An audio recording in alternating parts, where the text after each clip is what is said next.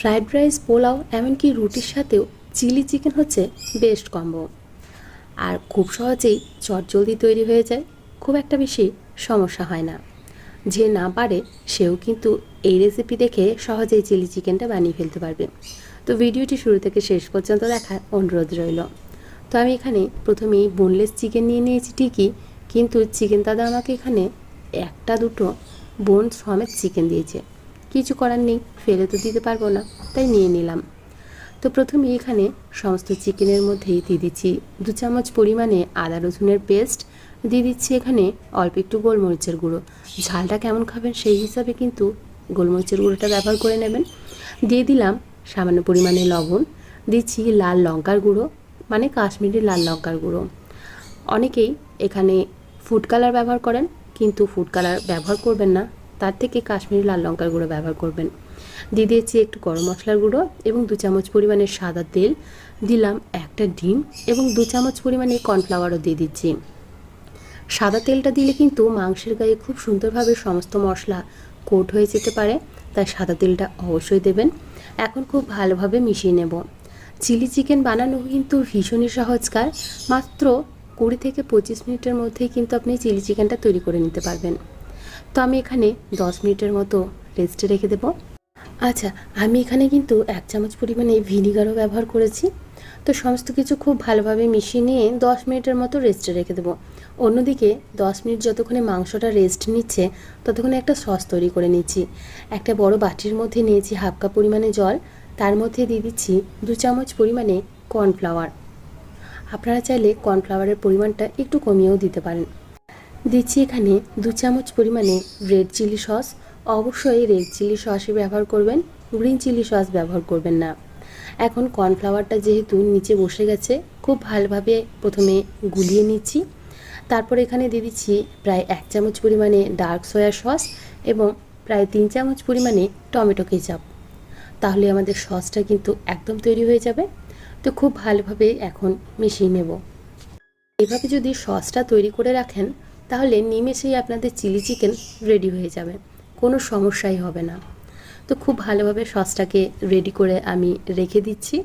এখন অন্যদিকে চিকেনটাও কিন্তু 10 মিনিট রেস্ট নিয়ে নিয়েছে। এখন চিকেনটাকে ফ্রাই করে নেব। একটা কড়াইয়ের মধ্যে বেশ কিছুটা তেল গরম হতে বসিয়েছি। আচ্ছা, আগে আমি কিন্তু এক ব্যাচ ভেজে ফেলেছি, এখন একটা ব্যাচ ভেজে আপনাদের সাথে শেয়ার করছি। তো চিকেনের পিসগুলোকে তুলে তুলে এভাবে তেলের মধ্যে দিয়ে দিচ্ছি এবং উল্টে পাল্টে লাল লাল করে ভেজে নিতে হবে। খুব একটা বেশি সময় লাগে না এই চিকেনের পিসগুলোকে ভাজতে। প্রায় 7 থেকে 10 মিনিটের মধ্যে খুব ভালোভাবে চিকেনের পিসগুলোকে ফ্রাই হয়ে যায় এবং লো টু মিডিয়াম ফ্লেমে রেখেই কিন্তু চিকেনের পিসগুলোকে ফ্রাই করে নিচ্ছি। দেখুন, আমাদের চিলি চিকেনের জন্য চিকেনের পিসগুলো খুব সুন্দরভাবে ফ্রাই হয়ে যাচ্ছে। কোটিংটা কোনোভাবেই কিন্তু শক্ত করবেন না, মানে বেশি কর্নফ্লাওয়ার দিয়ে দেবেন না, তাহলে কিন্তু চিলি চিকেন একদমই খেতে ভালো লাগবে না। তো আমাদের এখানে চিকেন পকোড়াগুলো একদম তৈরি হয়ে গেছে, এটা দেখেই খেতে লোভ লাগছে। আমি তো এখান থেকে 2-3টে খেয়েও ফেলেছি। তো সমস্ত চিকেন পকোড়াগুলো আমি এখানে তুলে নিচ্ছি। যে তেলটাতে আমি ফ্রাই করেছি ঠিক সেই তেলটাতেই আমি কিন্তু এই চিলি চিকেনটা তৈরি করে নেব। এই তেলের মধ্যে যেহেতু একটা ফ্লেভার আছে চিকেন ভাজার, তো সেটাই ব্যবহার করব, তবে তেলের পরিমাণটা একটু কমিয়ে দেব। আচ্ছা, এখন চিকেন পকোড়াগুলো আপনাদের সাথে শেয়ার করছি। দেখুন কতটা সুন্দর হয়েছে, আর দেখুন দেখিয়ে দিচ্ছি কোটিংটা ঠিক কীরকম হয়েছে। একদম পাতলা কোটিং রাখতে হবে, তাহলেই চিলি চিকেনটা কিন্তু খেতে বেশ ভালো লাগবে। তো যে তেলে চিকেন পকোড়াগুলো ভেজেছিলাম সেই তেলটাই নিয়ে নিয়েছি, পরিমাণে কমিয়ে দিয়েছি। আমি এখানে প্রায় 3 চামচের মতো তেল নিয়েছি। প্রথমে 1 চামচ পরিমাণে আদা কুচি এবং রসুন কুচি দিয়ে দিলাম। যে কোনো চাইনিজ খাবারে এভাবে আদা রসুন কুচির ব্যবহার হয় এবং এটাকে হাই ফ্লেমে রেখেই করতে হয়। দিয়ে দিলাম 2টো কাঁচা লঙ্কা কুচি, ঝালটা অবশ্যই আপনারা নিজেদের পরিমাণ অনুযায়ী ব্যবহার করবেন। এখন যে পেঁয়াজগুলো আমি কিউব করে কেটে রেখেছিলাম সেটা দিয়ে দিলাম।